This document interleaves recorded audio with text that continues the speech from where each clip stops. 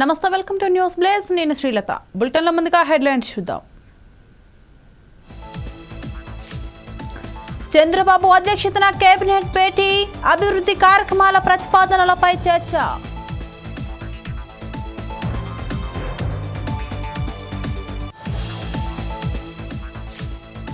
ముగిసిన కౌశిక్ రెడ్డి పోలీసుల విచారణ, పోలీసుల విధులకు ఆటంకం కలిగించిన కేసులో విచారణ.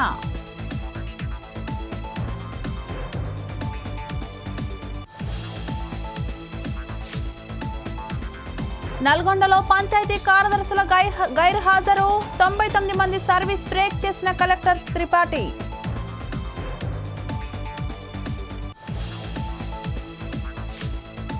సైఫ్ అలీ ఖాన్పై దాడి చేసిన నిందితుడు అరెస్ట్, నిందితుడిని విచారిస్తున్న పోలీసులు.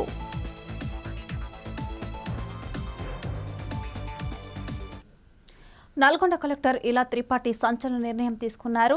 జిల్లా వ్యాప్తంగా ఉన్న 99 మంది పంచాయతీ కార్యదర్శుల సర్వీసును బ్రేక్ చేస్తూ ఉత్తర్వులు జారీ చేశారు. పంచాయతీ కార్యదర్శులు మండల పరిధిలోని ఉన్నతాధికారుల నుంచి ఎలాంటి అనుమతి లేకుండా గత 2 నెలలుగా ఒక్కొక్కరు ఒక్కో కారణం చేత విధులకు హాజరు కావడం లేదు. విషయం తెలుసుకున్న కలెక్టర్ ఇలా త్రిపాఠి వారి సర్వీసును బ్రేక్ చేస్తూ నిర్ణయం తీసుకున్నారు. వారు తిరిగి విధుల్లోకి చేరేందుకు కలెక్టర్ వద్దకు వచ్చి రిక్వెస్ట్ చేశారు. గైర్ హాజరైన 2 నెలల కాలానికి సర్వీస్ బ్రేక్ చేస్తూ పంచాయతీ కార్యదర్శులకు వేర్వేరు ప్రాంతాల్లో పోస్టింగ్ ఇచ్చారు. కలెక్టర్ నిర్ణయంతో భవిష్యత్తులో రెగ్యులరైజేషన్, ఇంక్రిమెంట్స్, పెన్షన్ల విషయంలో తమకు నష్టం వాటిల్లే అవకాశం ఉందని పంచాయతీ కార్యదర్శులు ఆవేదన వ్యక్తం చేస్తున్నారు.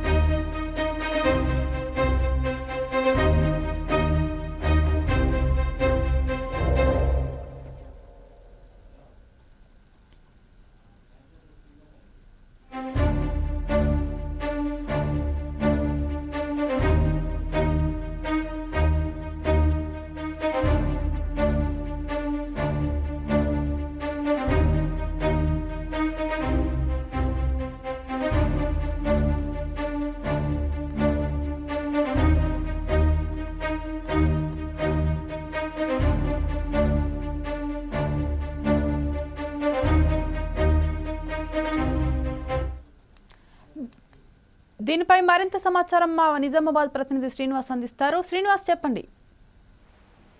రైట్, నల్గొండ సంబంధించి ఒకసారి చూస్తే నల్గొండ కలెక్టర్ త్రిపాఠి అయితే ఒక సంచలన నిర్ణయం తీసుకున్నారని చెప్పొచ్చు. అక్కడ పనిచేసే ఏదైతే వివిధ గ్రామాలలో పనిచేసే పంచాయతీ కార్యదర్శులకు కూడా ఒక స్ట్రిక్ట్ గా ఒక ఆదేశాలు జారీ చేశారు. వాళ్ళు చేస్తున్నటువంటి ఏదైతే వాళ్ళు డ్యూటీలు చేస్తూ కూడా గత కొన్ని నెలలుగా, అంటే దాదాపు 2 నెలల నుంచి 11 నెలలు కూడా గైర్హాజరైనటువంటి పరిస్థితి. వివిధ కారణాలతో వాళ్ళు గైర్హాజరయ్యారు. ఈ నేపథ్యంలో అక్కడ ఉన్నటువంటి కలెక్టర్ త్రిపాఠి కూడా సంచలన నిర్ణయం తీసుకున్నారు. వాళ్ళకు ఏదైతే గ్యాప్ వచ్చిన దాదాపు 2 నెలల వరకు ఏదైతే సర్వీస్ లో లేరో, ఏదైతే ఇప్పటి వరకు కూడా లీవ్స్ పెట్టి వెళ్ళిపోయారో వాళ్ళ పైన కూడా చర్యలు తీసుకుంటామని కూడా చెప్తూ వాళ్ళకు ఒక ఆదేశాలు జారీ చేశారు. వాళ్ళకు ఒక స్ట్రిక్ట్ గా కూడా వాళ్ళకి రావాల్సినటువంటి ఏదైతే 2 నెలల గ్యాప్ ఏదైతే ఉందో అది వాళ్ళకి దీనికి సంబంధించినటువంటి పీరియడ్ ఏదైతే ఉందో దానికి వాళ్ళకు ఏదైతే వాళ్ళ ఫ్యూచర్ లో వాళ్ళకి రావాల్సిన ఇంక్రిమెంట్ కావచ్చు, వాళ్ళకి రావాల్సిన పెన్షన్స్, ఇలాంటి దానిపైన ప్రభావం చూపించే విధంగా అయితే వాళ్ళకు ఒక ఆదేశాలు జారీ చేశారు. వాళ్ళకు ఉన్నటువంటి ప్రస్తుతం ఎక్కడైతే డ్యూటీలు చేస్తున్నారో ఆ డ్యూటీల నుంచి కూడా వాళ్ళకి బదిలీ చేస్తూ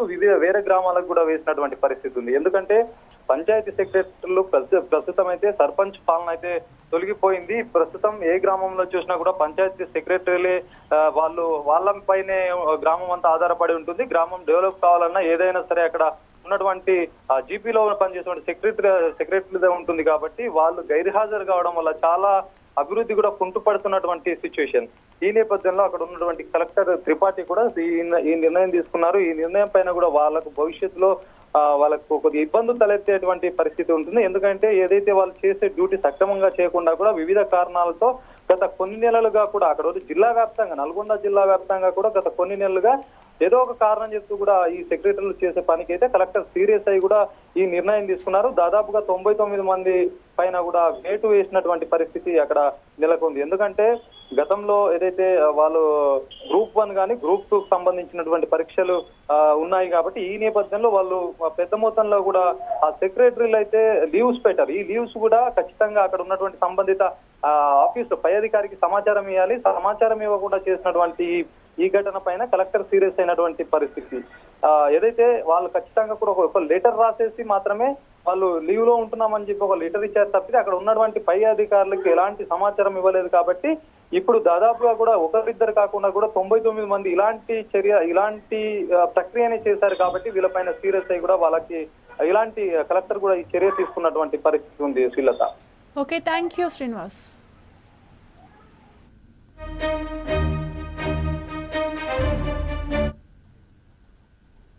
కుల సర్వే అప్లికేషన్ల సమాచారం ఆధారంగా కొత్త రేషన్ కార్డులు ఇస్తామని మంత్రి పొన్నం ప్రభాకర్ అన్నారు. అర్హులైన ప్రతి ఒక్కరికి రేషన్ కార్డులు ఇస్తామని స్పష్టం చేశారు. కరీంనగర్ జిల్లా చిరుగుమామిడి మండలం ఇందుర్తిలో ఓ సమావేశంలో మంత్రి వివరాలు వెల్లడించారు. జనవరి 26 నుంచి కొత్త రేషన్ కార్డులు ఇచ్చే ప్రక్రియ కోసం గ్రామాల్లో సర్వే జరుగుతుందన్నారు. 2,81,00,00,000 మందికి ఇప్పటికే 90 లక్షల రేషన్ కార్డులు ఉన్నాయన్నారు. గత 10 సంవత్సరాలుగా రేషన్ కార్డులు లేకుండా కొత్తగా పెళ్లైన వారికి, కొత్త కుటుంబాలు, మార్పులు చేర్పులు అర్హత ఉండి కొత్త రేషన్ కార్డులు రాని వారికి ఇస్తామని వెల్లడించారు. ప్రతిపక్షాలు కావాలని రాజకీయం చేసి రాద్ధాంతం చేస్తున్నాయని మండిపడ్డారు. రేషన్ కార్డు అర్హత ఉండి రాకుంటే సంబంధిత అధికారికి, ప్రజాప్రతినిధులకు వినతి పత్రాలు ఇవ్వాలన్నారు. పాత రేషన్ కార్డులు తొలగించడం లేదా తేల్చి చెప్పారు. ఇందులో ఎలాంటి కన్ఫ్యూజన్ లేదని వివరించారు. తప్పుడు సమాచారాన్ని నమ్మొద్దని సూచించారు.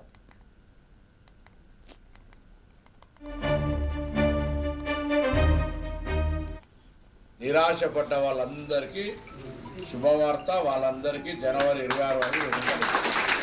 అయితే ఇందులో ఎప్పుడు తప్పులు లెక్క పెట్టే ప్రతిపక్షాలు దీన్ని కూడా రాజకీయం చేసి గ్రామాల్లో సర్వే జరిగే సందర్భంగా ఒక అంశం చర్చ చేస్తారు. ఇప్పుడు పాత రేషన్ కార్డులు, కొత్త రేషన్ కార్డులు గ్రామ సభలలో ఎప్పుడైనా ఎవరైనా పెట్టుకొని చర్చ చేసుకోవచ్చు.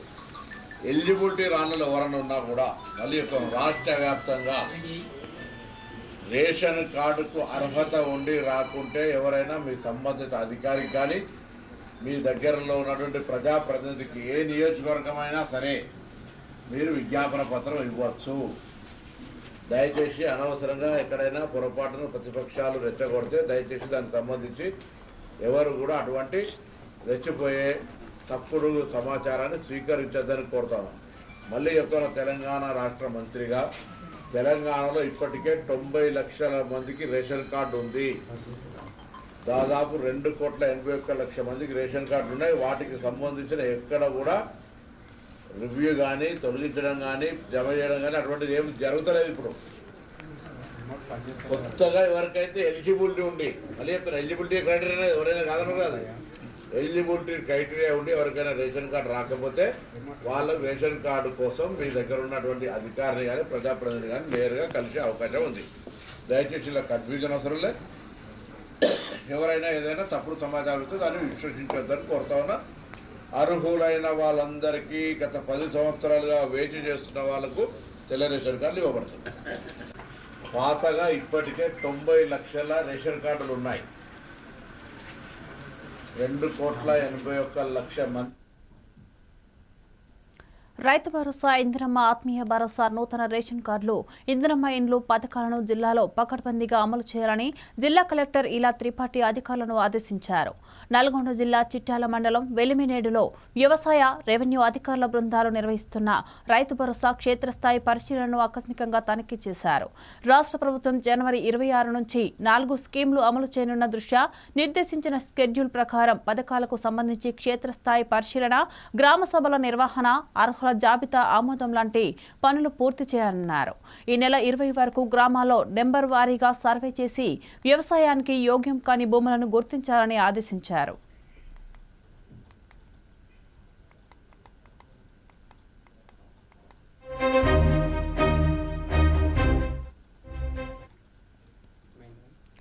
నెల్లూరు నగరపాలక సంస్థ పరిధిలో నిర్వహిస్తున్న అన్న క్యాంటీన్లను ప్రతిరోజు పర్యవేక్షించాలని కమిషనర్ సూర్యతేజ సచివాలయ కార్యదర్శులను ఆదేశించారు. స్థానిక తడికల బజారు కూడలిలోని అన్న క్యాంటీన్ను కమిషనర్ తనిఖీ చేశారు. ప్రజలకు అందుతున్న భోజన నాణ్యత, తాగునీరు, వంటశాల నిర్వహణ అంశాలను కమిషనర్ పరిశీలించారు.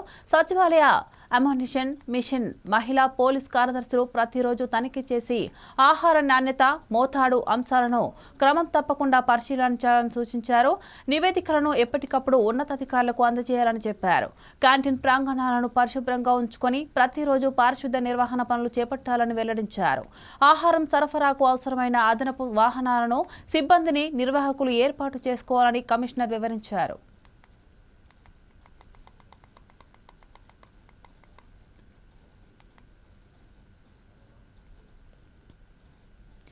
నెల్లూరు జిల్లాలోని పెన్నా తీరంలో ప్రత్యేక పూజలు నిర్వహించారు. గొబ్బెమ్మల పండుగకు మంత్రి నారాయణ ముఖ్య అతిథిగా పాల్గొని దేవతామూర్తులను పూజించారు. ఇలాంటి కార్యక్రమాలతో కుటుంబ సంబంధాలు మెరుగుపడతాయన్న నారాయణ అన్నారు. పురాతన సాంప్రదాయాలు కొనసాగించాలని మంత్రి సూచించారు. పూర్వీకులు అందించిన సంస్కృతి సాంప్రదాయాలను కొనసాగించడం ద్వారా కలహాలు రావని అభిప్రాయపడ్డారు. ప్రతి ఏడాది పెన్నా నదిలో పండుగ నిర్వహించడం ఆనవాయితీగా వస్తుందన్నారు. Thank you. మరి ఏ కార్యక్రమాన్నైనా ప్రప్రథమంగా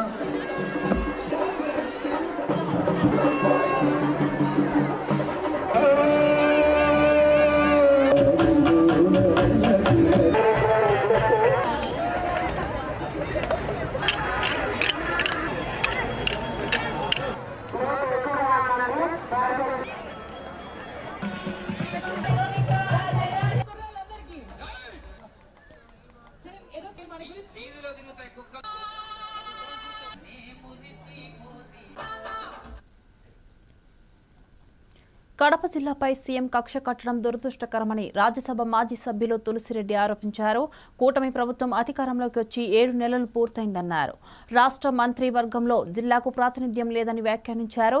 గతంలో జిల్లా నుంచి ముఖ్యమంత్రి, ఉప ముఖ్యమంత్రి ప్రాతినిధ్యం వహించేవారన్నారు. ప్రస్తుతం ఒక్క మంత్రి కూడా జిల్లా నుంచి లేరన్నారు.